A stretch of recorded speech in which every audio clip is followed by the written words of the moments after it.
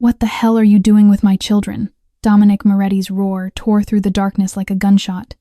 He stood frozen in the nursery doorway, eyes wide, his Glock 19 aimed straight ahead, the instinct of a man who had survived 20 years in the underworld. The clock on the wall read 2:17 a.m. Before him stood Elena Santos, the maid hired just 1 week ago. She was kneeling between the two cribs, holding both of his 8-month-old twin daughters, as if they were her own flesh and blood.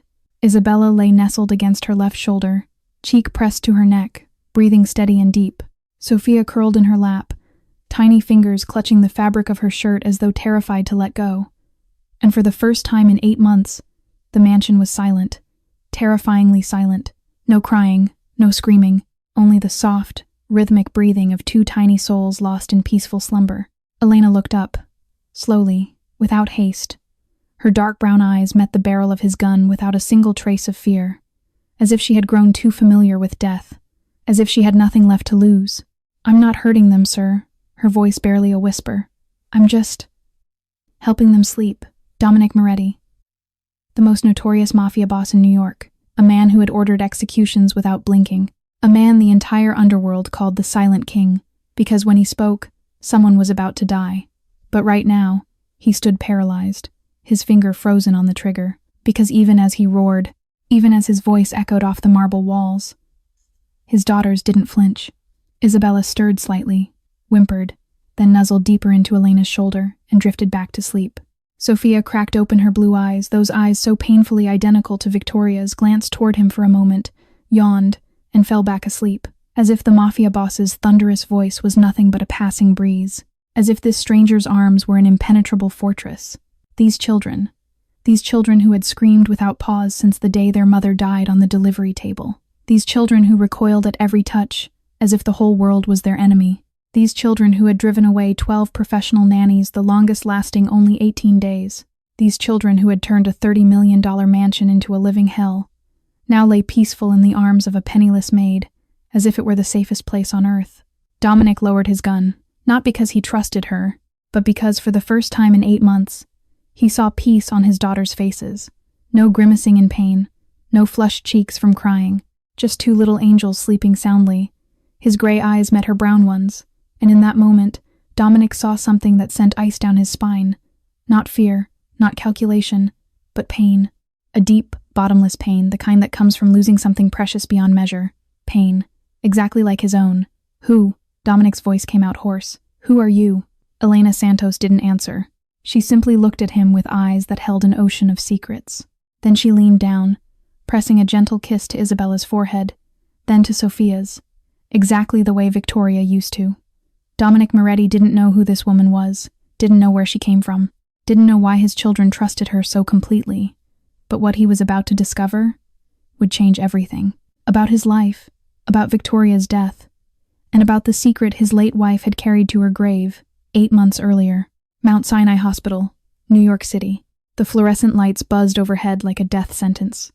The smell of antiseptic hung thick in the air, mixing with something else, something metallic. Blood. Dominic Moretti stood outside the operating room, his $1,000 suit splattered with his wife's blood. His hands that had pulled triggers without trembling, shook uncontrollably at his sides. 34 weeks. The babies were only 34 weeks along. Victoria had collapsed in the kitchen that morning. One moment she was laughing, telling him about the nursery curtains she wanted to order.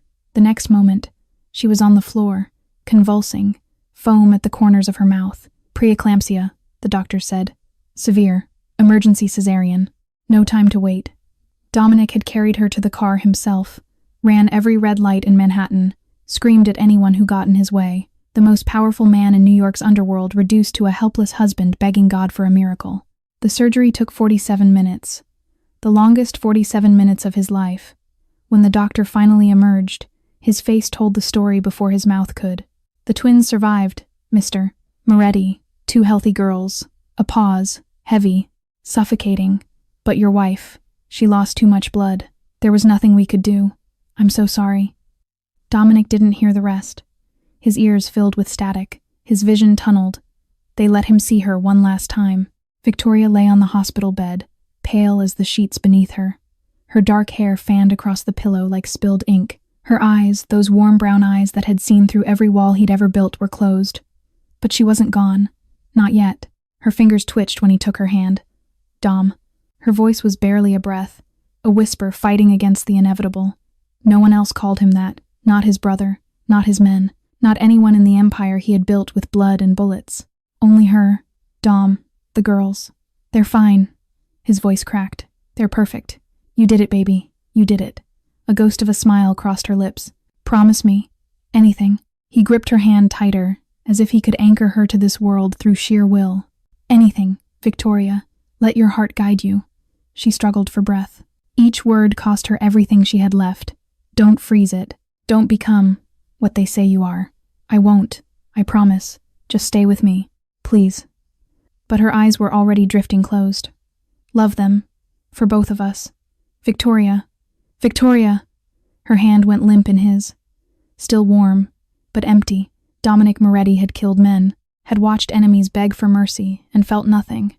Had built an empire on fear and violence without losing a single night's sleep, but sitting there, holding his wife's cooling hand, he felt something inside him shatter, something that would never be whole again.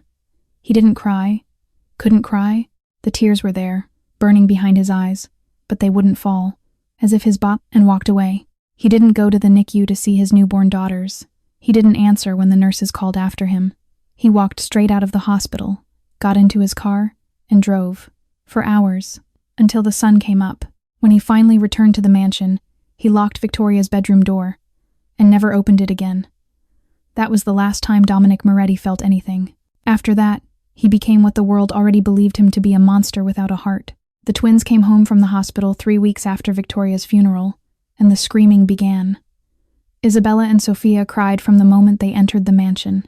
Not the normal fussing of newborns, but gut-wrenching, soul-piercing wails that echoed through every marble hallway, day and night. Without pause, without mercy, the pediatricians had no explanation. Physically, they're perfectly healthy, one doctor said, shaking his head. But infants can sense loss. They knew their mother's heartbeat for 8 months. Now it's gone. They're grieving in the only way they know how. Grieving. 8-week-old babies. Grieving. Dominic hired the best nannies money could buy. The first one lasted 12 days. She left in tears, saying she couldn't handle the pressure. The second one lasted 9 days. She claimed the house felt haunted by sadness. The third, fourth, fifth, none made it past 2 weeks. By the 6th month, Dominic had gone through 12 professional caregivers, women with decades of experience, women who had worked with colicky babies, sick babies, traumatized babies. All of them quit. The last nanny, a stern German woman named Helga, who had raised children for European royalty, lasted 18 days, the longest of anyone. On her final morning, she found Dominic in his study at 4 a.m., staring at the security monitors showing the nursery. "Mr. Moretti," she said, her accent thick with exhaustion. "I must resign." He didn't look away from the screens. "Name your price. It's not about money." She paused, choosing her words carefully. "These children don't need a nanny. They need their mother. And she's gone." The words hit like bullets. Dominic said nothing, just kept staring at the monitors, watching his daughters scream in their cribs. Helga gathered her things and left that same hour. After that, Dominic stopped trying. He hired rotating staff to handle basic care, feeding, changing, the mechanical necessities of keeping 2 infants alive. But he stopped looking for someone permanent. What was the point? The Moretti mansion, a $30 million fortress that had once hosted senators and crime lords alike, became a prison of endless crying. Dominic buried himself in work. He left before dawn, returned after midnight, sat in his study drinking whiskey until the alcohol dulled the sound of his daughter's screams leaking through the walls. He watched them only through cameras, black and white images on a screen, distant, detached. It was easier that way. "You're killing yourself, Dom." Luca cornered him one night in the study. His younger brother, the only family he had left, stood in the doorway with arms crossed and worry etched across his face. "And those girls need a father," Luca continued. "Victoria would have wanted, don't." Dominic's voice was ice. "Don't tell me what she would have wanted. Someone has to. You haven't held them once, not since the hospital." Dominic poured another glass of whiskey. His hand was steady. His heart was stone. "They need their mother," he said flatly. "I can't give them that. So what's the point?" Luca opened his mouth to argue. But what could he say? What words could reach a man who had already decided to stop feeling? He left without another word. And Dominic went back to his monitors, watching, always watching. never touching. The weeks blurred together. An endless cycle of crying, silence, crying again. Until 1 week ago, a woman with tired eyes and calloused hands knocked on the service entrance. And everything began to shift. The Bronx, South Side. Elena Santos lived in a 2-room apartment where the water ran brown every other Tuesday and the heating died whenever temperatures dropped below freezing. 27 years old. Looked 40. Life had a way of aging people faster than time ever could. 3 years ago, Elena had been a different woman. Married, pregnant, hopeful. She and Marco had tried for years to have children. When the doctor finally confirmed twins, Elena had cried for 3 hours straight. Happy tears. The only kind she remembered anymore. But happiness never stayed long in her life. The babies came early, 28 weeks. Too small, too fragile. Elena named them anyway, Maria and Sophia, her little angels. She sat beside their incubators in the NICU for 6 days straight. Didn't eat, didn't sleep, just sang to them through the plastic walls, praying her voice could somehow keep them alive. On the 6th day, Maria's heart stopped. Sophia followed 4 hours later. Elena held their tiny bodies until the nurses gently pried them from her arms. After the funeral, Marco looked at her with empty eyes and said 5 words that destroyed what was left of her soul. "This was your fault, Elena."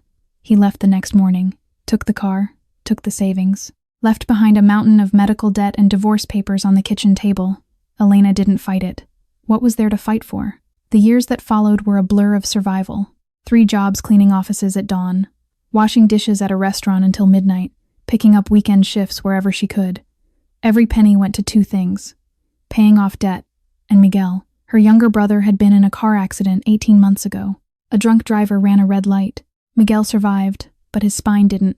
Paralyzed from the waist down. The surgery that could help him walk again cost $50,000. Insurance covered nothing.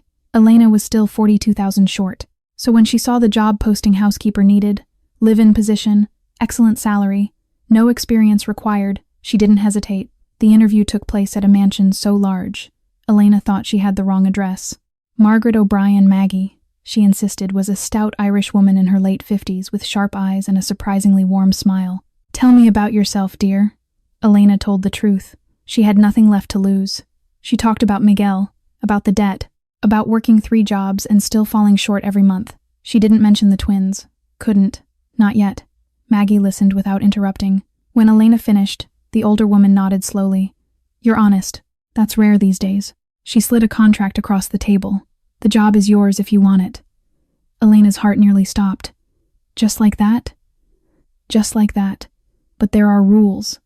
Maggie's expression hardened slightly. "You clean the first floor only. You do not go upstairs. Ever. You do not ask questions about the family. And you do not speak to Mr. Moretti, unless spoken to first. Understood?" Strange rules, but Elena needed the money too badly to care. Understood. She signed her name without reading the fine print.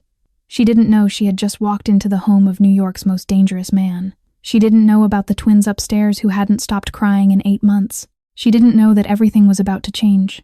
On her first day, Elena heard the crying from upstairs. Distant, muffled, but unmistakable.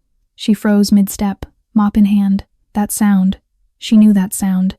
The desperate, gasping wail of a baby who had cried so long they had forgotten how to stop. Elena gripped the mop handle until her knuckles turned white. "Keep working," she told herself. "It's not your business. You're just here for the money." But the crying continued. Hour after hour, day after day.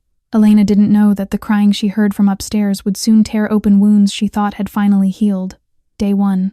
Elena scrubbed the marble floors until her knees ached, polished the silver until her reflection stared back, dusted shelves lined with books that had never been opened, and through it all, the crying drifted down from upstairs. She kept her head down, did her job, ignored the sound. Day 2. The crying grew louder, more desperate.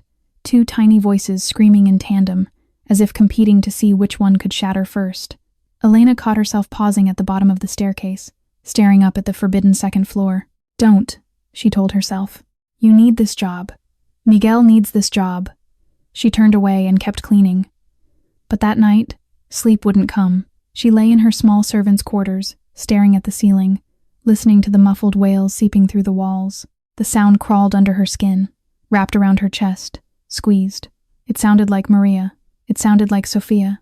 It sounded like the NICU all over again. Day 3. The crying didn't stop. Not for feeding, not for changing, not for anything.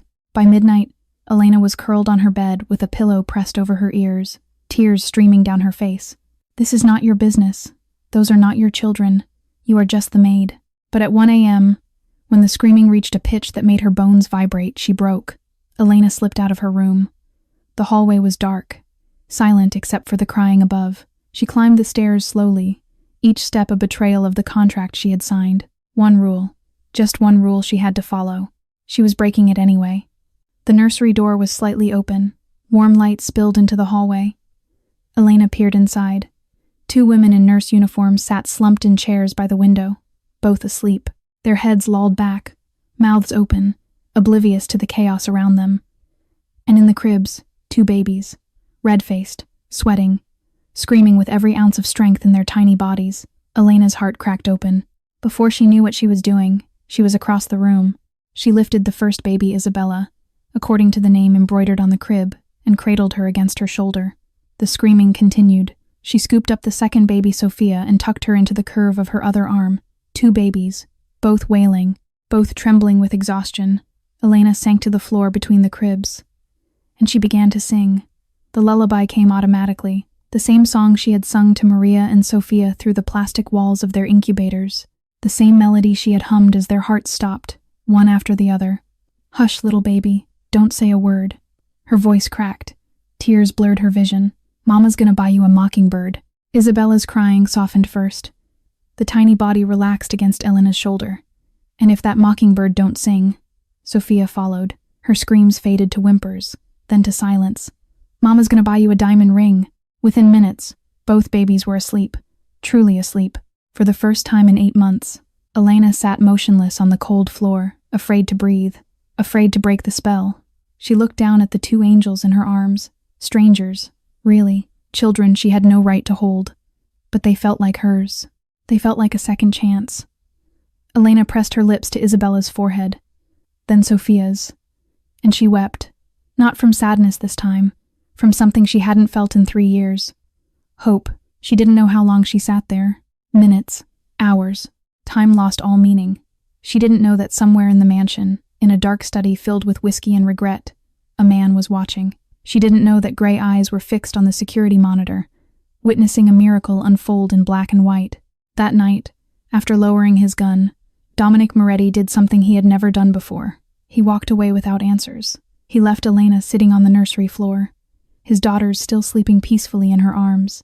He didn't demand explanations, didn't issue threats, didn't do any of the things a man in his position should do when confronted with the unexpected. He simply turned and disappeared into the darkness of the hallway. His mind was chaos. His chest was tight. For the first time in 8 months, he had seen his daughters at peace, and the woman responsible was a complete stranger who had broken every rule he had set. Dominic didn't sleep that night. He sat in his study, replaying the security footage over and over, watching Elena climb the stairs, watching her lift his daughters, watching the miracle he couldn't explain. By dawn, he had made a decision. At 7 a.m. sharp, Maggie and Tony gathered in his office.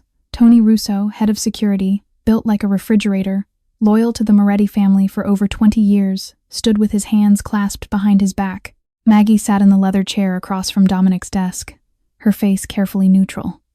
"I want everything on Elena Santos," Dominic said without preamble.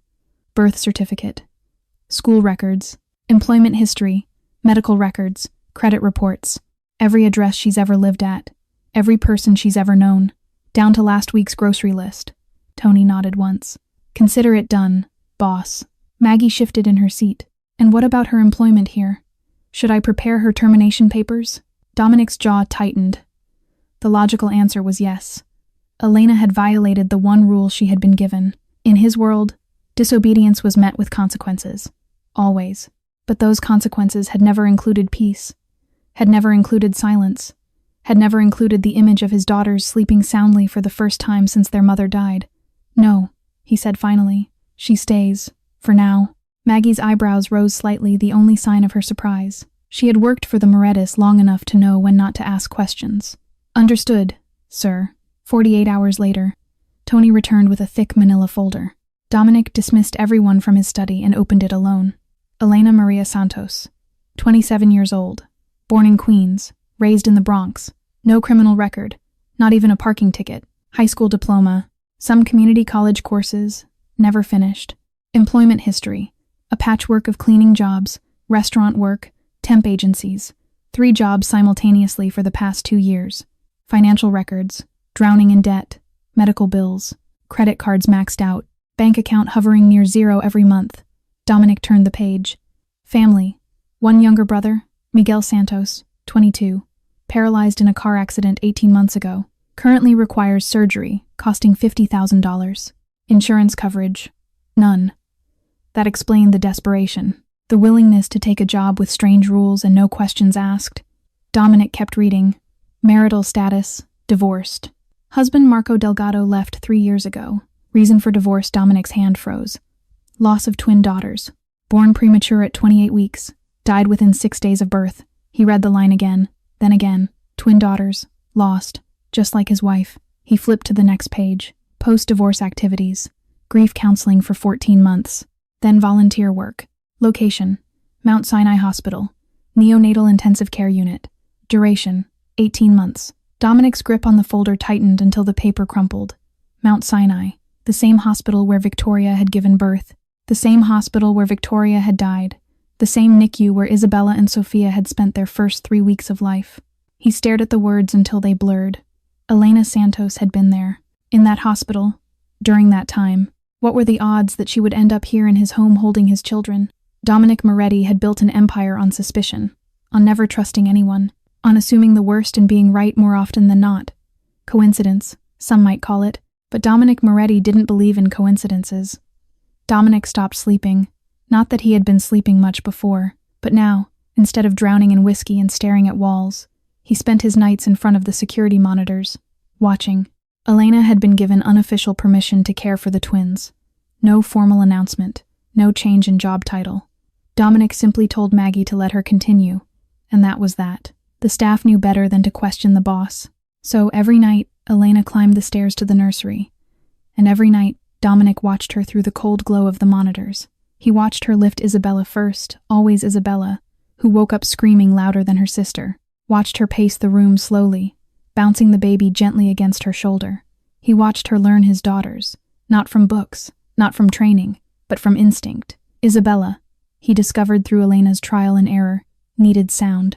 She would fuss and thrash until Elena started humming Twinkle Twinkle Little Star. Then her tiny body would relax, her fists would unclench, and sleep would finally come. Sophia was different. She craved touch, skin contact. She needed to be held close against Elena's chest, ear pressed over her heart, listening to the steady rhythm of another person's pulse.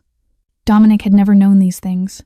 8 months of fatherhood, and he hadn't learned a single thing about his own children. But Elena figured it out in days. He watched her move between the cribs like a dance she had performed 1,000 times. One baby up, soothed, returned to sleep. Then the other, back and forth, hour after hour. And he watched her cry. That was the part he couldn't understand.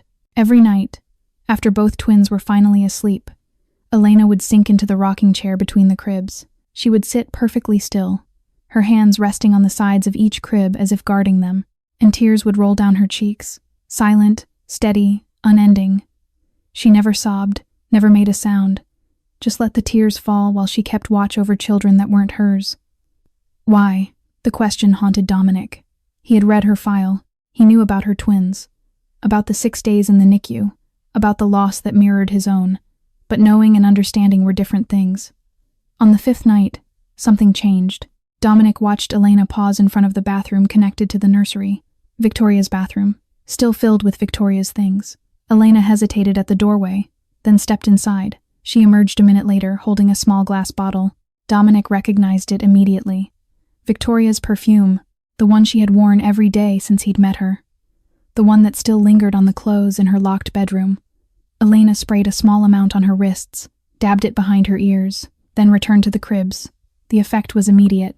Isabella, who had been stirring restlessly, settled instantly. Sophia let out a soft sigh and curled tighter in her blankets, as if their mother had just entered the room, as if they could feel her presence in that familiar scent. Dominic's chest tightened. How did Elena know? He hadn't told anyone about the perfume, about how Victoria used to spray it on his pillow when he traveled, so he could still smell her across the country. about how the twins had spent 9 months breathing that scent through Victoria's skin. How did a stranger from the Bronx know exactly what his daughters needed? The next morning, Maggie found Dominic in the kitchen, a rare occurrence. He was staring at his coffee, untouched. "The new girl," Maggie said carefully, pouring herself a cup. "She's something else, isn't she?" Dominic didn't respond. Maggie continued anyway. "Those babies haven't slept this well since before." Still nothing. Maggie turned to leave, then paused at the doorway. "That woman knows Victoria's perfume," she whispered to herself, just loud enough for Dominic to hear. But how? The black Mercedes pulled into the driveway exactly 1 week after Elena had started caring for the twins. Dr. Rachel Hartwell stepped out like she owned the place. Blonde hair pulled into a flawless chignon, Cartier bracelet catching the afternoon sun, designer heels clicking against the cobblestones with practiced precision. She didn't wait to be announced. Simply walked through the front door as if she had done it 100 times before, because she had. "Dominic, darling." Her voice echoed through the foyer, warm on the surface, calculated underneath. Dominic emerged from his study, his expression unreadable. "Rachel." No warmth, no welcome, just acknowledgement. Rachel Hartwell had been part of his life for years. Victoria's college roommate at Stanford. Best friend, she always claimed. A child psychologist with a thriving practice on the Upper East Side and connections that reached into every wealthy family in Manhattan. After Victoria's death, Rachel had appointed herself guardian of the twins' well-being. Monthly visits to check on their development, professional assessments, concerned phone calls. Dominic tolerated it because Victoria would have wanted him to. Or, so he told himself. "I heard the good news," Rachel said, removing her sunglasses with a practiced flourish. "The girls are finally sleeping?" "I had to see for myself." She didn't wait for permission, simply headed toward the staircase. Dominic followed. They reached the nursery just as Elena was settling Sophia back into her crib. Isabella was already asleep, her tiny chest rising and falling in peaceful rhythm. Rachel froze in the doorway, her eyes locked onto Elena, this stranger in worn clothing, with tired eyes and calloused hands, standing in the middle of Victoria's nursery like she belonged there. For just a moment, a fraction of a second, something flickered across Rachel's face. Something cold, something sharp. Then it vanished behind her professional mask. "Who is she?" The question came out clipped, controlled. "Why is she holding Victoria's children?" Dominic leaned against the doorframe, arms crossed. "Elena Santos, the new help. She has a way with them." Rachel's smile tightened. "I see." She watched Elena move around the nursery, adjusting blankets, checking temperatures, humming softly under her breath. Every movement natural, instinctive, maternal. When Elena finally noticed them, she gave a small nod and quietly excused herself, slipping past them without a word. Rachel waited until her footsteps faded down the hallway.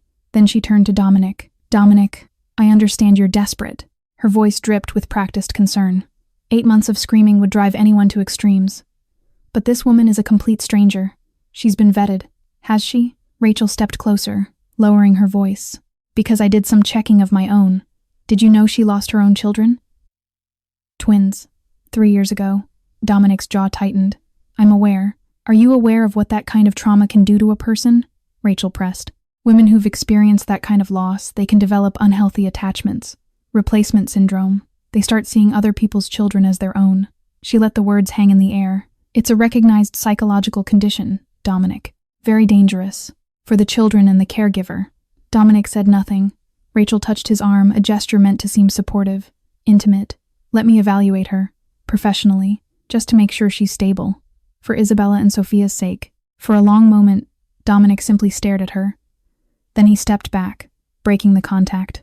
"My daughters are sleeping," he said, his voice cold as steel. "For the first time in 8 months, that's all I need to know." He turned and walked away. Rachel stood alone in the hallway, watching him go. Her smile had disappeared. In its place was something else entirely. Something hungry, something patient. Dominic Moretti might have dismissed her concerns today, but Rachel wasn't done. Not by a long shot. The day after Rachel's visit, Dominic called his brother into the study. Luca Moretti was everything Dominic wasn't. Charming, quick to smile, comfortable with people. At 32, he served as the family's underboss, handling the business that required a softer touch. But beneath the easy grin was a mind as sharp as his brother's. "I need you to look into something," Dominic said without preamble. Luca dropped into the leather chair across from the desk. "The maid? Elena Santos. She volunteered at Mount Sinai. The NICU. Luca's eyebrows rose. Same hospital where? Same hospital. Same time frame. The implication hung heavy between them. You think she knew Victoria? Dominic's silence was answer enough. Luca spent the next 3 days watching Elena. He observed her from a distance, noting her routines, her habits, her interactions with the staff. She worked hard, kept her head down, spoke to no one unless spoken to first. Nothing suspicious, nothing out of place, except for the way she was with those babies. Luca had seen plenty of nannies come and go over the past 8 months, professional women with credentials and experience. All of them had treated Isabella and Sophia like jobs, tasks to complete, problems to solve. Elena was different. She touched them like they were precious, spoke to them like they understood, held them like letting go would break her heart. It was either the most genuine love Luca had ever witnessed or the most convincing performance. On the 4th day, he made his move. Elena was in the garden, taking a rare break while the twins napped. She sat on a stone bench near the roses, face tilted toward the weak autumn sun. Luca approached casually, hands in his pockets. Beautiful day. Elena startled slightly, then relaxed when she recognized him. Mr. Moretti. Luca. He sat beside her uninvited. Mr. Moretti is my brother. She nodded but said nothing. Luca studied her profile. The dark circles under her eyes, the tension in her shoulders, the way her hands never quite stopped moving. You knew my brother's wife, didn't you? The question landed like a slap. Elena went rigid, her breath caught. For a long moment, she didn't speak. Then, slowly, she turned to face him. We met a few times. At the hospital. Luca kept his expression neutral. And you didn't think that was worth mentioning? I was afraid. Her voice was barely above a whisper. Afraid, Mr. Moretti would think I came here for some other reason. That I had ulterior motives. Do you? Elena met his eyes directly. No flinching, no looking away. I came here because I needed money. Because my brother needs surgery I can't afford. That's the truth. And Victoria? Elena's gaze dropped to her hands. I was volunteering in the NICU. I couldn't sleep most nights back then. Too many memories. So I would walk the halls, check on the babies, help the nurses when they let me. She paused, swallowing hard. Victoria couldn't sleep either. She was terrified complications with her pregnancy. Doctors telling her the babies might come early. We started talking, just small things at first, then more. What did she tell you? She told me about her fears, about wanting to be a good mother, about worrying that she wouldn't be there to see her daughters grow up. Elena's voice cracked.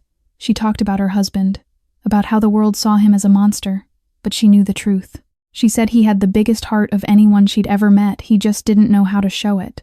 Luca felt something twist in his chest. She said, if anything happened to her, Elena continued, tears pooling in her eyes. She hoped someone would love her children, truly, not for money, not out of obligation, just love them. The garden fell silent. Luca watched this woman, this stranger who had appeared out of nowhere and somehow become the only person his nieces trusted. He didn't know what to do with this information. He only knew one thing. This woman was either a saint or the most dangerous liar he'd ever met. 3 weeks. 21 days since Elena Santos had walked into his home and turned everything upside down.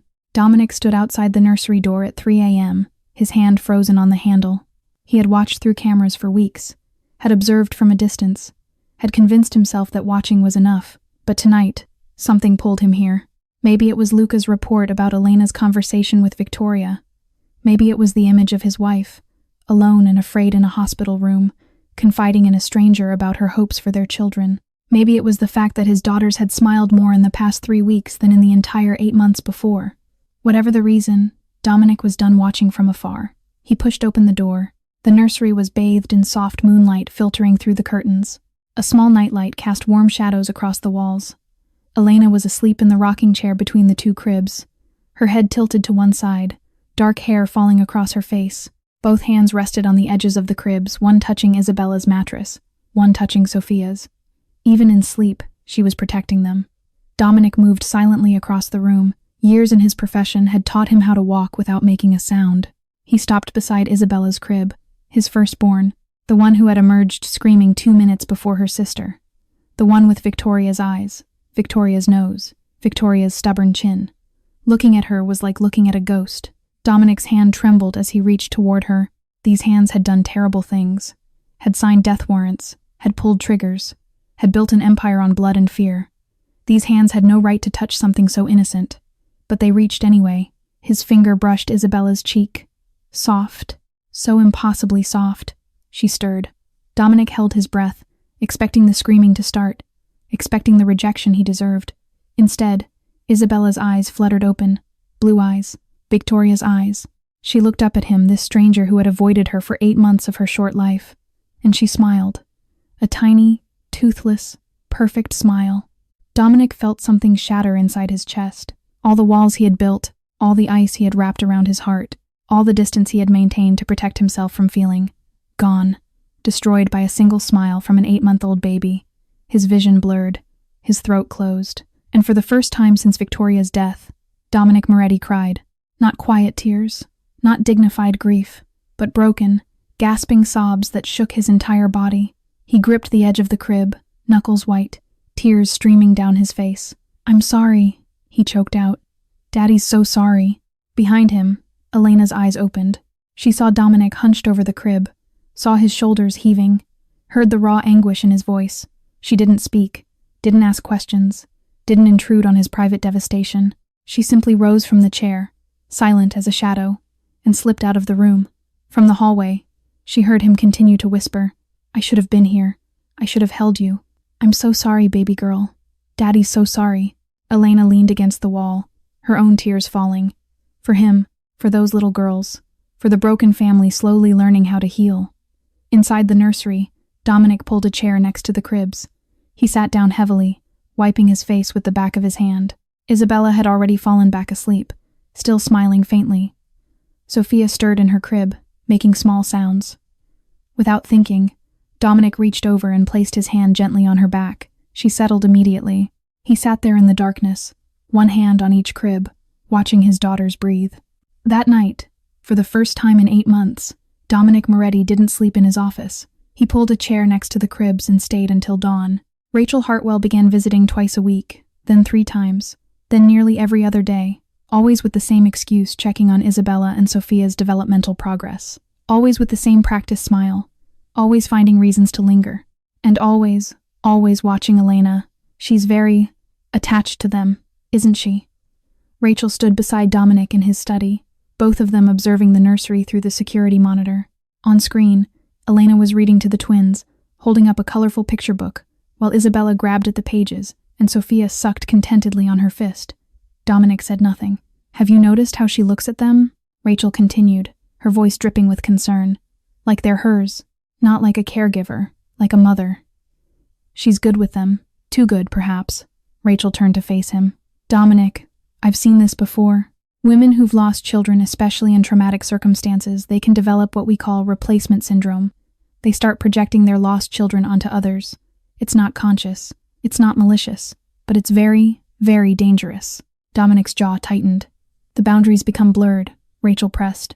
"They begin to believe those children actually belong to them. And when that delusion is threatened," she let the implication hang. "I'm only thinking of Isabella and Sophia's well-being." "I know what you're thinking, Rachel. Do you?" She stepped closer. "Because I think you're so relieved to finally have peace in this house that you're ignoring the warning signs."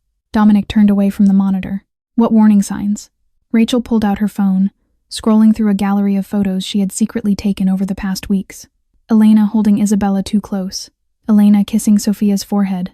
Elena falling asleep with both babies in her arms. "This is possessive behavior," Rachel said, pointing at each image. "See how she positions herself between the babies and everyone else? How she reacts when anyone else tries to hold them? These are classic indicators." Dominic stared at the photos. He wanted to dismiss them, wanted to trust his own observations over Rachel's clinical analysis. But the fear was there, the same fear that had kept him away from his daughters for 8 months. The fear of losing them, of failing them, of not being enough. What if Rachel was right? What if Elena's devotion wasn't genuine love but obsession? What if he was putting his daughters at risk? Over the following days, Dominic began to pull back. He limited Elena's time with the twins, insisted on having Maggie present during nighttime feedings, started watching the monitors with suspicion instead of gratitude. Elena noticed immediately. She saw the change in how people looked at her, felt the sudden coldness when she entered a room, heard the whispers that stopped whenever she appeared. But she said nothing. What could she say? She was just the maid, a nobody from the Bronx with no power, no connections, no leverage. If they wanted her gone, she would be gone. But those little girls… Every time Elena thought about leaving, she remembered Isabella's small hand wrapping around her finger, Sophia's sleepy smile when she recognized Elena's voice, the way both babies relaxed instantly in her arms. They needed her, and God help her, she needed them too. Meanwhile, Rachel was busy. Behind closed doors, she made phone calls to contacts at Child Protective Services, old colleagues who owed her favors, friends who asked no questions. She drafted psychological evaluations based on observations that never happened, fabricated concerns from staff members who never existed, built a case file designed to paint Elena Santos as unstable, obsessive, and potentially dangerous. All it would take was one official complaint, one investigation, one seed of doubt planted in the right ear, and Elena would be gone forever. Elena knew something was wrong. She could feel the walls closing in, the suspicious glances, the tightening restrictions, the way Dominic now looked at her not with curiosity, but with wariness. Someone was poisoning them against her, but she had nowhere else to go, and those little girls needed her. The summons came at 7 in the morning. Elena had just finished her breakfast, a piece of toast she could barely swallow, when Maggie appeared in the doorway of the servants' kitchen. "Mr. Moretti wants to see you. His office. Now." The older woman's face was unreadable, but her eyes held something that looked almost like pity. Elena wiped her hands on her apron and followed. The walk to Dominic's study felt like a march to the gallows. She knocked once. "Enter." Dominic sat behind his massive mahogany desk, papers spread before him that he wasn't actually reading. His face was carved from stone. His gray eyes were colder than they had been since that first night when he'd pointed a gun at her head. "Close the door." Elena obeyed, stood with her hands clasped in front of her, waiting. Dominic didn't offer her a seat. "Effective immediately," he said, his voice flat. "Your duties will be limited to cleaning the first floor. You will not go upstairs. You will not enter the nursery. You will have no contact with my daughters." The words hit Elena like bullets. Each one tore through her chest, shredded something vital inside her. She thought of Isabella's laugh, Sophia's sleepy sighs, the way both girls reached for her the moment she entered the room. Gone. All of it, gone. But Elena didn't cry, didn't beg, didn't fall to her knees and plead for mercy. She had learned long ago that begging changed nothing, that tears only made you weak in the eyes of powerful men. "I understand, sir." Her voice came out steady, calm. Even she was surprised. Dominic's eyes flickered a momentary crack in his icy facade. "Is there anything else?" Elena asked. "No. You're dismissed." She turned toward the door. Her hand touched the handle. Then she stopped. "May I ask one question?" Dominic's jaw tightened. "What?" Elena turned back to face him. Her dark eyes met his gray ones without flinching. "Is this decision yours, or someone else's?" The silence stretched between them like a wire about to snap. Dominic didn't answer. His jaw clenched so hard Elena could see the muscles twitch beneath his skin, his hands curled into fists on the desktop. But he said nothing. Elena nodded slowly as if his silence had told her everything she needed to know.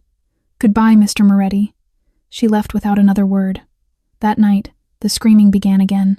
Isabella started first, a piercing wail that echoed through the mansion like a siren. Sophia joined within minutes, their cries harmonizing into a symphony of anguish. The new nanny, a stern woman Rachel had personally recommended, tried everything: rocking, singing, feeding, changing. Nothing worked. The babies screamed until their faces turned red, until their tiny bodies trembled with exhaustion, until their voices grew hoarse and ragged. But they didn't stop. Elena sat at the bottom of the staircase, forbidden from climbing those steps that had become so familiar. She pressed her hands over her ears. It didn't help. The crying seeped through her fingers, crawled under her skin, wrapped around her heart and squeezed. She knew that sound. She had heard it in the NICU 3 years ago. The desperate, primal scream of babies who somehow knew that the person they needed most was gone. Tears streamed down Elena's face. She didn't wipe them away. What was the point? Upstairs, Isabella and Sophia cried for her, and she couldn't go to them. In his office, Dominic sat motionless behind his desk. The security monitors showed everything: the new nanny's failed attempts, the twins thrashing in their cribs, the red, tear-streaked faces of his daughters as they screamed themselves raw, and in the corner of one camera barely visible Elena Santos, sitting at the bottom of the stairs, sobbing silently while his children screamed for her above. Dominic dropped his head into his hands. The sound of his daughter's cries poured through the speakers, filling every corner of the room. He had made a terrible mistake. He just didn't know it yet. Day 1. Isabella refused to eat. Every bottle the new nanny offered was pushed away. Every spoonful of formula was spit out. By noon, she had vomited 3 times, her tiny body rejecting sustenance it desperately needed. Sophia cried until her voice gave out. Her screams faded to hoarse, gasping whimpers. Her eyes swelled shut from tears. Her little fists beat against the crib rails as if trying to break free. Rachel arrived that afternoon, summoned by Dominic's frantic call. She observed the chaos with clinical detachment. "This is normal," she assured him, not a trace of concern in her voice. "They're detoxing from an unhealthy attachment. The previous caregiver created a dependency that needs to be broken. It's painful, but necessary." "They're not eating," Dominic said through gritted teeth. "They will when they're hungry enough." Rachel patted his arm. "Trust the process, Dominic. You're doing the right thing." She left an hour later. The crying continued. Day 2. Dominic didn't sleep. He sat in his office, eyes fixed on the security monitors, watching his daughters suffer. The new nanny, exhausted, frustrated, clearly out of her depth, paced the nursery with Sophia in her arms, but the baby arched away from her, reaching toward the door, always toward the door. Both twins did it, over and over, their small arms stretching toward the entrance, their cries intensifying whenever it remained closed. They were waiting for someone who wasn't coming. On another monitor, Dominic saw her. Elena stood in the hallway of the first floor, directly below the nursery. She wasn't moving, wasn't cleaning, just standing there, face tilted upward, listening to the cries seeping through the ceiling. She had been there for hours. Dominic watched her wipe her eyes, watched her lips move, praying, maybe, or whispering comfort that couldn't possibly reach the babies above. At 3 a.m., she was still there. At 5 a.m., she hadn't moved. Dominic closed his eyes. But the crying never stopped. Day 3. Maggie cornered him in the kitchen. The elderly housekeeper had worked for the Moretti family for 20 years. She had never once raised her voice to Dominic. Until now. "You're killing those children." Her words cracked through the air like a whip. "Maggie, don't." She held up a weathered hand. "I've held my tongue long enough. Those babies haven't eaten properly in 3 days. They've cried until they have no tears left. And for what? Because some woman with a fancy degree told you to be afraid of the one person who actually loves them?" Dominic's face hardened. "You don't understand. I understand perfectly." Maggie stepped closer, her eyes blazing. "I understand that Victoria would be ashamed of you right now." The name hit him like a physical blow. Maggie didn't back down. "That woman upstairs, the new nanny, she doesn't care about your daughters. She's collecting a paycheck." "But Elena?" Maggie shook her head. "Elena hasn't slept in 3 days. She sits at the bottom of those stairs every night, listening to your children cry, breaking her heart because she can't go to them." She turned and walked away. "Think about that, Dominic. Think about who really loves those girls." An hour later, Luca found him in the study. "You need to see this." He placed Elena's file on the desk, the same file Dominic had read weeks ago, but Luca had highlighted one section: postnatal loss. Twin daughters, deceased after 6 days in NICU. Subject remained at bedside continuously until time of death, refused to leave, had to be physically removed by hospital staff. 6 days. Elena had sat beside her dying babies for 6 days straight, singing to them, talking to them, loving them until their final breaths. And now she was sitting at the bottom of his staircase, doing the same thing, waiting, suffering, unable to walk away from children who needed her. Dominic stared at the words until they blurred. That night, unable to bear the crying anymore, he did something he hadn't done in 8 months. He walked into Victoria's room. The door hadn't been opened in 8 months. Dominic stood before it, his hand trembling on the handle. Behind him, the muffled cries of his daughters seeped through the walls, a constant reminder of his failure. He pushed the door open.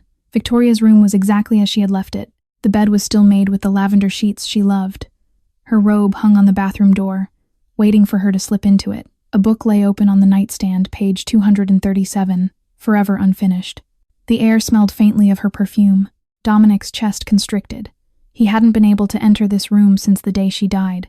Couldn't face the ghost of her presence. Couldn't breathe in the scent of everything he had lost. But tonight, he needed something. Guidance. Answers. A sign. Anything. He moved through the room slowly, touching objects she had touched, running his fingers over surfaces she had polished, searching for some trace of her wisdom to guide him through this darkness. He opened her closet. Her clothes hung in neat rows, dresses she would never wear again, shoes she would never slip on, nothing. He checked the nightstand drawers, chapstick, reading glasses, a half-empty bottle of hand lotion. Still nothing.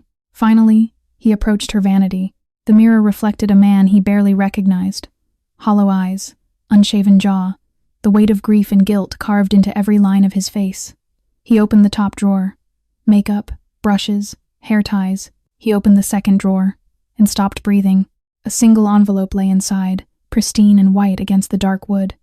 On the front, in Victoria's elegant handwriting, "For Dominic, open only when absolutely necessary." His hands shook as he lifted it.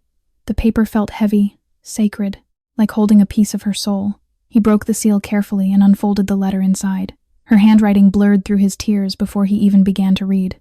"My love, if you're reading this, it means I couldn't stay with you and our girls. I'm so sorry, Dom.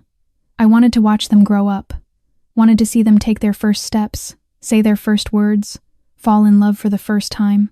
I wanted to grow old with you, but if that wasn't meant to be, then please, please don't close yourself off. Don't become the man the world thinks you are. I know who you really are. I've always known. You're not alone, my love. There's someone I want you to find. An extraordinary woman named Elena Santos. I met her at the hospital during those long, terrifying nights when I couldn't sleep. She was a volunteer in the NICU, the gentlest soul I've ever encountered. She lost twins too, Dom. Her own babies.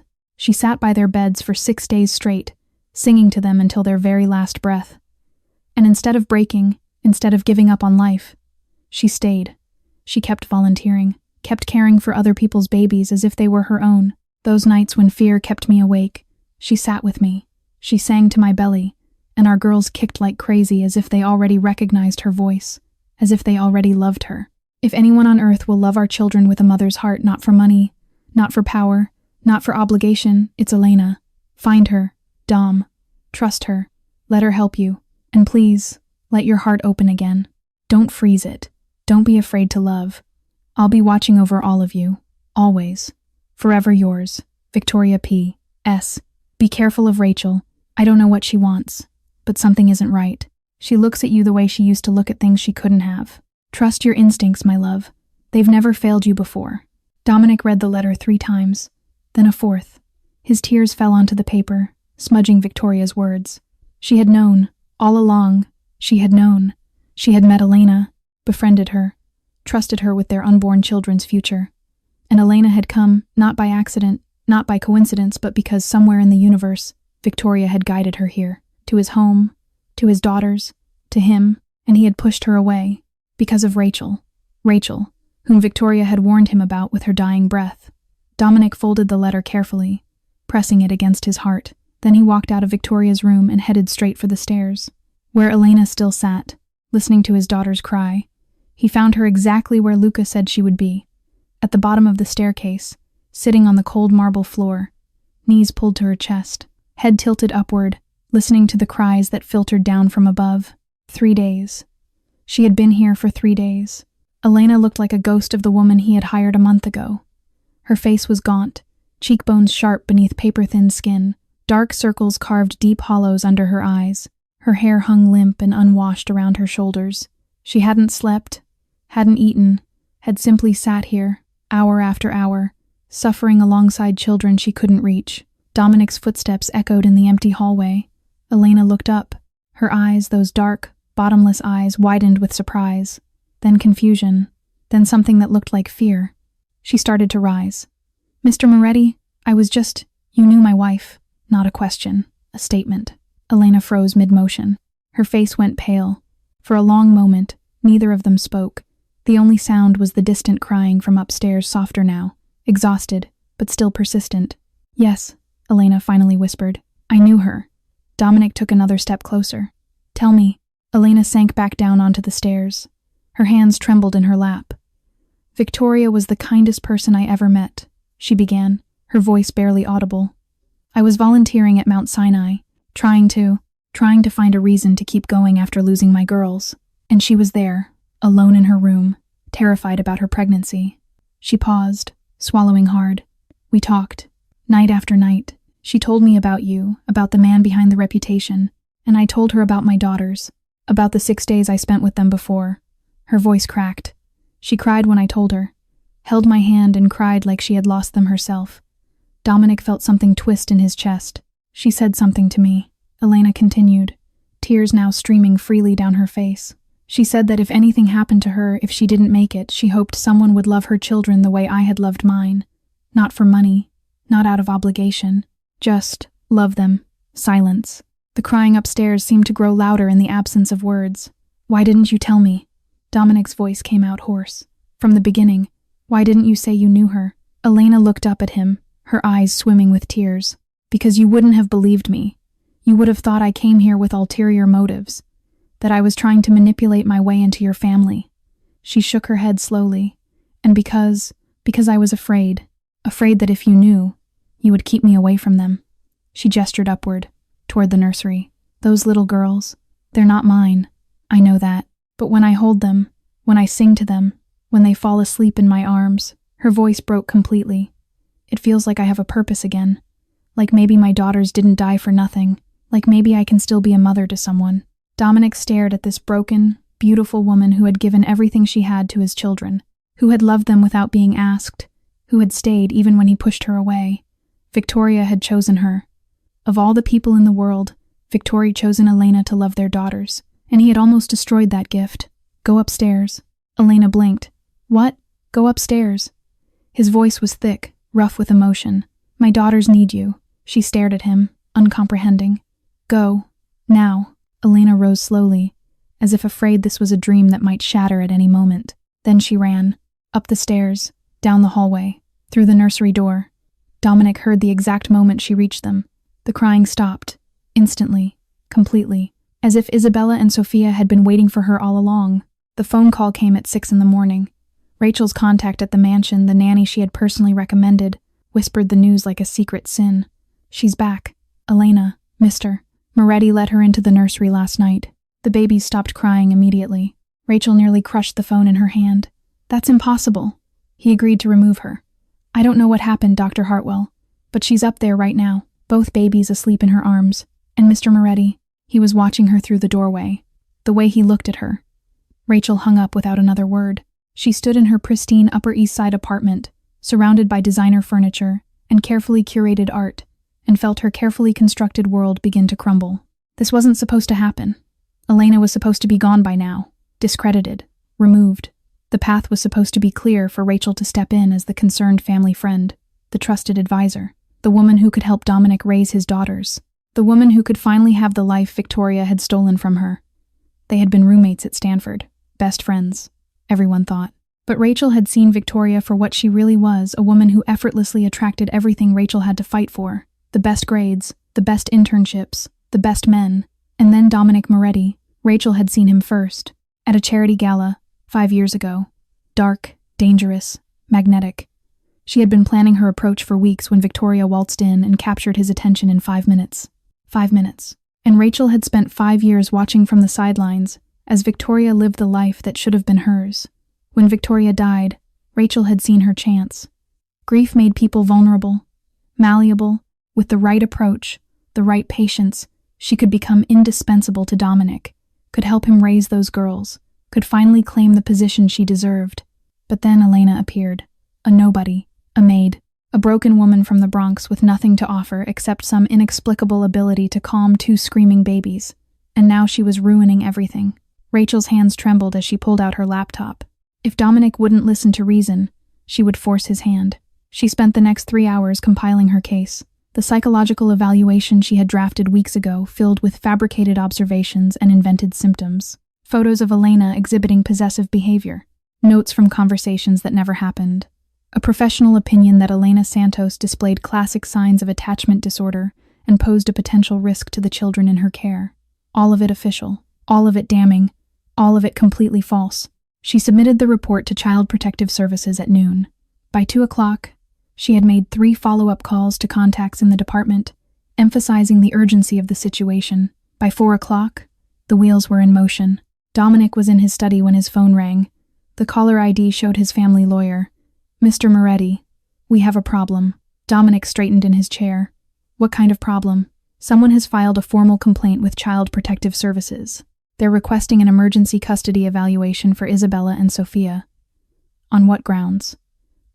Allegations that you've allowed an emotionally unstable individual to care for your children. They have documentation from a licensed child psychologist.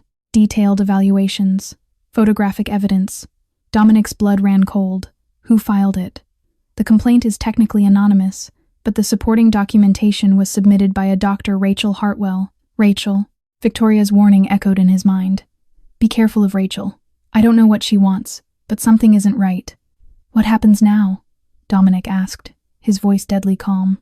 They'll send officials to evaluate the children's living situation. If they find any evidence supporting the claims, they could petition for temporary removal pending a full investigation. Temporary removal. They wanted to take his daughters. Dominic ended the call without another word. He sat motionless for a long moment, staring at the wall, processing, calculating. Then he made one phone call. Luca. I need everything on Rachel Hartwell, and I mean everything. No limits. Luca worked through the night. By dawn, he had assembled a file thick enough to destroy a dozen careers. He found Dominic in the study, still awake, still staring at the security monitors showing Elena asleep in the rocking chair with both babies nestled against her. You're going to want to see this. Luca dropped the folder on the desk. Dominic opened it. The first page stopped him cold.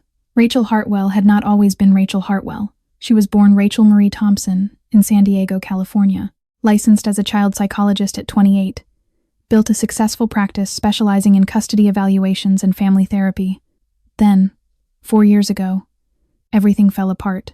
A formal complaint was filed by the Morrison family. Rachel had been treating their daughter for anxiety, but somewhere along the way, she had become obsessed with the family itself, particularly the father. She inserted herself into their lives, showed up uninvited at family events, sent inappropriate messages, made unfounded accusations against the mother to child services. When the father rejected her advances, she attempted to have the children removed from the home using falsified psychological reports. The California Board of Psychology revoked her license. But Rachel didn't disappear.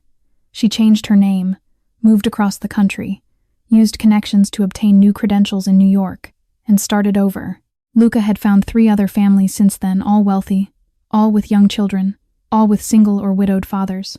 Each time, Rachel had wormed her way into their lives as a trusted advisor. Each time, she had been quietly removed when her behavior became too erratic. But there was no paper trail, no official complaints. These families had money and reputations to protect. They had paid for silence. There's more, Luca said grimly. He flipped to a section marked Victoria Moretti. Phone records, text messages, emails, all recovered from Victoria's old devices, still stored in the cloud.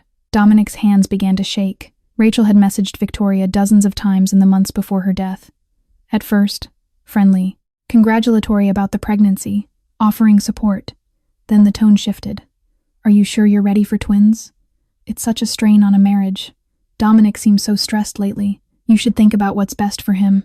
And finally, 2 months before Victoria died, Dominic deserves someone better than you. Someone who truly understands his world. Someone who can give him what he needs. Victoria had blocked her the next day, but Rachel didn't stop. Luca had found phone records showing Rachel had called Mount Sinai Hospital repeatedly in Victoria's final weeks, asking questions about her condition, her due date, the risks of her pregnancy. She had even contacted Victoria's obstetrician directly, pretending to be a concerned friend asking about the likelihood of complications during delivery. Dominic read every word. His grip on the papers tightened until his knuckles turned white. She wanted Victoria dead, he said, his voice barely human. She wanted my wife gone so she could take her place. She wanted my life.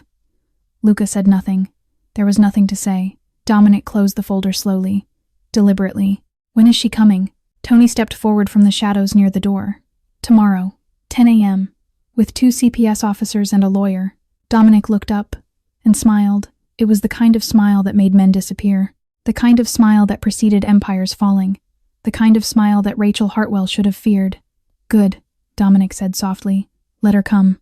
The black sedan arrived at exactly 10 a.m.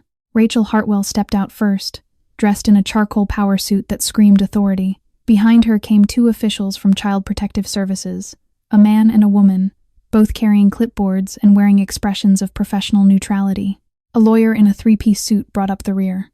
They walked toward the mansion like an army preparing for siege. Dominic met them at the front door. He stood alone, hands clasped behind his back, face carved from granite. No lawyers, no bodyguards visible, just the silent king himself, waiting. Rachel's confident smile flickered for just a moment. She had expected resistance. Lawyers, delays, not this calm acceptance. "Dominic," she said, recovering quickly, "I want you to know this isn't personal. I'm doing this for the children, for Isabella and Sophia." She paused, tilting her head with practiced sympathy. Victoria would have wanted this. The temperature in the room seemed to drop 10 degrees. Dominic's gray eyes locked onto Rachel with a coldness that had made grown men confess to crimes they hadn't committed. "Don't." One word, barely audible. "You." Rachel's smile wavered. "Dare." The CPS officers exchanged uneasy glances. "Say." The lawyer took an unconscious step backward. "Her." Rachel's face paled. "Name." Silence hung in the air like the moment before a guillotine drops. Rachel forced a wounded expression. "Dominic, please. I loved Victoria like a sister. Everything I've done has been to honor her memory, to protect her children. Is that so?" The voice came from the staircase. Everyone turned. Elena descended slowly, Isabella cradled in her arms, Sophia toddling beside her with one tiny hand gripping Elena's skirt. Both babies were calm, content. Isabella was actually smiling, playing with a strand of Elena's dark hair. Sophia looked up at the strangers with curious blue eyes, Victoria's eyes showing no signs of fear or distress. The female CPS officer's eyebrows rose. These were not children in danger. These were not babies suffering under inadequate care. These were two happy, healthy little girls who clearly adored the woman holding them. "The children are here," Elena said quietly, stopping at the bottom of the stairs. "Evaluate whatever you need." Rachel's jaw tightened. This wasn't how it was supposed to go. "I appreciate the cooperation," she said, her voice sharpening, "but the evaluation requires interviewing all caregivers separately. The children should be examined by a neutral professional without their current caregiver present." "Before we proceed," Dominic interrupted, "I think there's something everyone should see." He nodded toward the study. Luca emerged carrying a thick folder and a small recording device. "What is this?" Rachel demanded. "This," Dominic said, taking the folder from his brother, "is the real record of Dr. Rachel Hartwell." He opened it deliberately. Or should I say, Rachel Thompson, the woman who lost her license in California for stalking a patient's family and filing false child abuse reports. Rachel's face went white. That's confidential information." "You can't." "3 other families," Dominic continued, his voice cutting through her protests like a blade. "3 other times you wormed your way into their lives. 3 other times you were quietly removed before you could cause real damage." The CPS officers were staring at Rachel now. "And then there's this." Luca pressed play on the recording device. Victoria's voice filled the room, her phone's voice-to-text feature reading aloud a message Rachel had sent 2 months before the twins were born. "Dominic deserves someone better than you. Someone who truly understands his world. Someone who can give him what he needs. Someone like me." The silence that followed was absolute. Rachel stood frozen, her carefully constructed facade crumbling like ancient stone. That's taken out of context," she stammered. "Victoria and I were friends. You were just trying to take her place," Dominic said coldly. "You wanted her gone. You wanted my children. You wanted my life." He stepped closer, and for the first time, Rachel saw the monster the world had always warned her about. "You called her doctors, asked about complications, prayed for something to go wrong. No, and when she died, you saw your chance, but Elena got in the way. So you tried to destroy her too." The color drained from Rachel's face completely. Her perfect mask cracked, and what emerged was something ugly, desperate, and completely unhinged. Something snapped behind Rachel's eyes. All the years of pretending, all the careful planning, all the masks she had worn to hide the rot beneath gone in an instant. "I deserved that life." Her scream tore through the foyer, bouncing off marble walls and crystal chandeliers. The CPS officers flinched. The lawyer took 3 rapid steps backward, but Rachel was beyond caring. "Victoria took everything from me." Her voice cracked, hysteria bleeding through every syllable. "We were supposed to be equals. We were supposed to have the same chances. But she was always better, always prettier, always more loved." Tears streamed down her face, not tears of sorrow, but of rage. Pure, unfiltered rage. "Every man I wanted, she got. Every opportunity I worked for, she stumbled into." And then Rachel's hands clenched into claws at her sides. "Then she took Dominic, the one man I had seen first, the one I had planned for, and she just waltzed in and took him. The female CPS officer had pulled out a notepad, scribbling furiously. "Dr. Hartwell," the male officer said carefully, "I think you need to calm.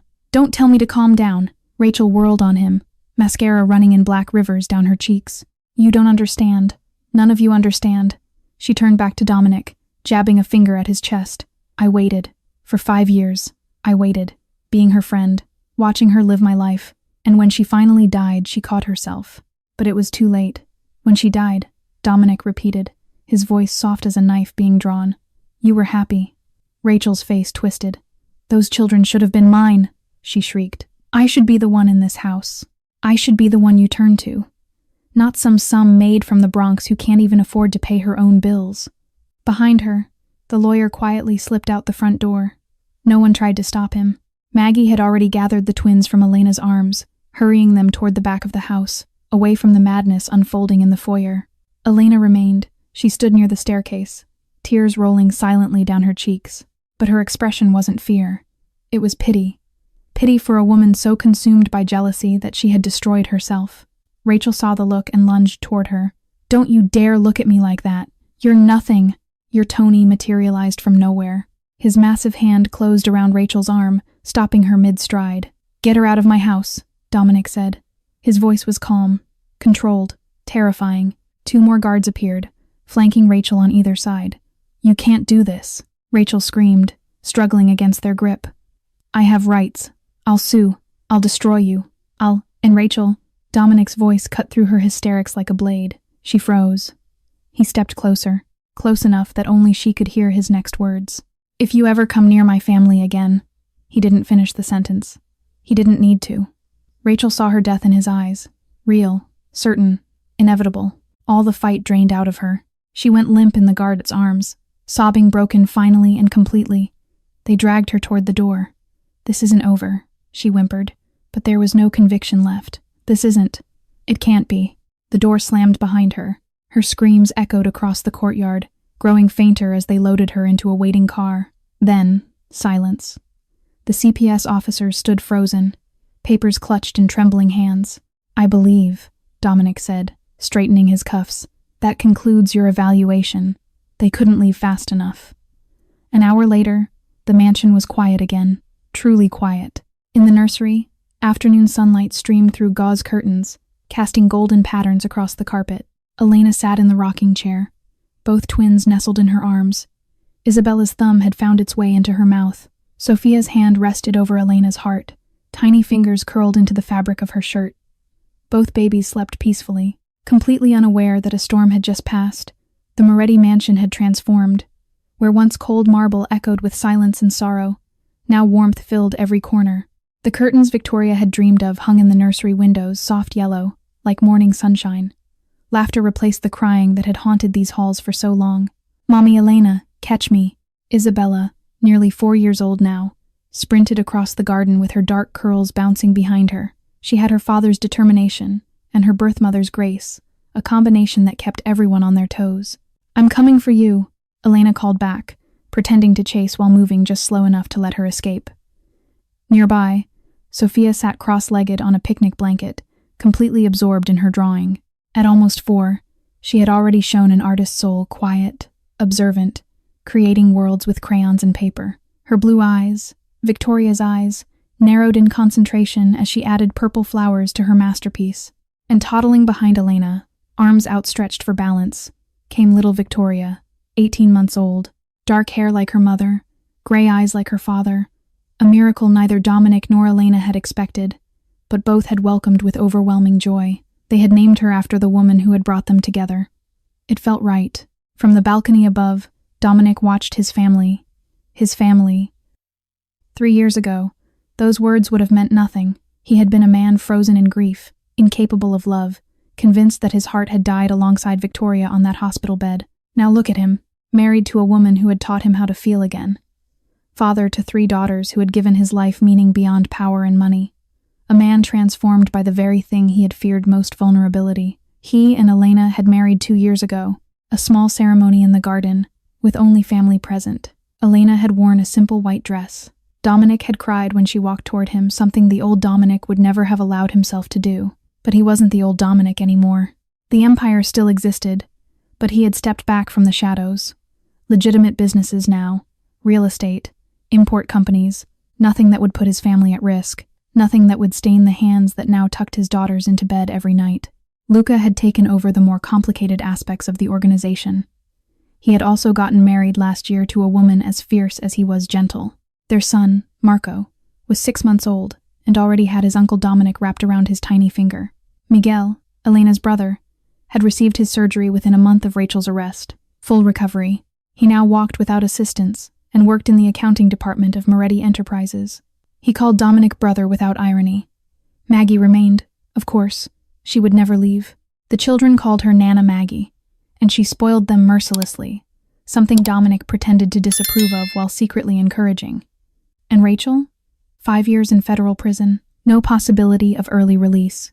The evidence against her had been overwhelming fraud, stalking, filing false reports, practicing without a valid license. Her own breakdown at the mansion had been recorded by the security cameras and played at her trial. She would never hurt anyone again. Dominic looked down at the photograph in his hand. Victoria smiled back at him from the frame, frozen forever at 32, her hands resting on her pregnant belly. "You were right," he whispered to her image. "About everything. About Elena. About opening my heart. About not becoming what they said I was." He paused, watching Elena scoop up little Victoria after a tumble, pressing kisses to her forehead while the toddler giggled. "She loves them like you would have, maybe even more, because she knows what it means to lose everything. She doesn't take a single moment for granted."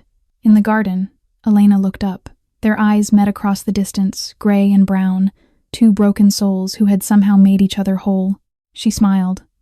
That smile that had first captured him in the darkness of a nursery, when she had looked down the barrel of his gun without fear. That smile that had taught him hope still existed. Dominic smiled back.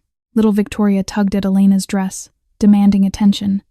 Elena laughed and lifted her again, spinning her gently while Isabella and Sophia abandoned their activities to join the fun. 4 voices filled the garden with joy. Dominic set Victoria's photograph on his desk, next to the picture from his wedding, and the family portrait taken last Christmas, 3 little girls in matching red dresses, Elena glowing with happiness, and Dominic himself looking like a man who had finally found peace. He stepped out onto the balcony. "Daddy!" Isabella spotted him first. "Come play." "Yes, Daddy," Sophia echoed. "We need a monster to chase us." Dominic loosened his tie. "A monster?" He began descending the stairs, lowering his voice to a theatrical growl. "Who said anything about a monster?" The girls shrieked with delighted terror and scattered across the lawn. Elena stood waiting for him at the bottom, baby Victoria on her hip. "Think you can catch them, old man?" Dominic pulled her close, kissing her forehead, then the babies. "I already caught everything I ever needed. Dear friends, this story reminds us of profound truths about life and love. First, never judge anyone by their circumstances. Elena was just a maid, poor, broken, carrying invisible scars. Yet she possessed something money could never buy, a heart capable of infinite love. Second, healing comes when we open ourselves to others. Dominic spent 8 months running from his pain, only to discover that connection, not isolation, was the cure. Third, the people who hurt us the most are often fighting their own demons. Rachel's cruelty came from a wounded place. This doesn't excuse her actions, but it reminds us that bitterness destroys the person who holds it most of all. And finally, love finds a way. Even through death, Victoria's love guided her family toward healing. Even through grief, Elena's love for her lost daughters became a gift to children who desperately needed her. We want to hear from you. How did this story touch your heart? Have you ever met someone like Elena, a person who appeared in your life exactly when you needed them most? Have you experienced loss that later transformed into unexpected blessings? Please share your thoughts in the comments below. We read every single one, and your stories inspire us to keep creating content that moves hearts and changes perspectives. If this video touched you, please give it a thumbs up, share it with someone who needs to hear this message, and subscribe to our channel so you never miss our daily uploads. We pour our hearts into every story, and your support means everything to us. Thank you for watching. We wish you good health, happiness, and peace in your daily life. May you find your own angels, the ones without wings, the ones with calloused hands and loving hearts. Until next time, take care of yourselves and the people you love. Goodbye for now. and see you in our next video.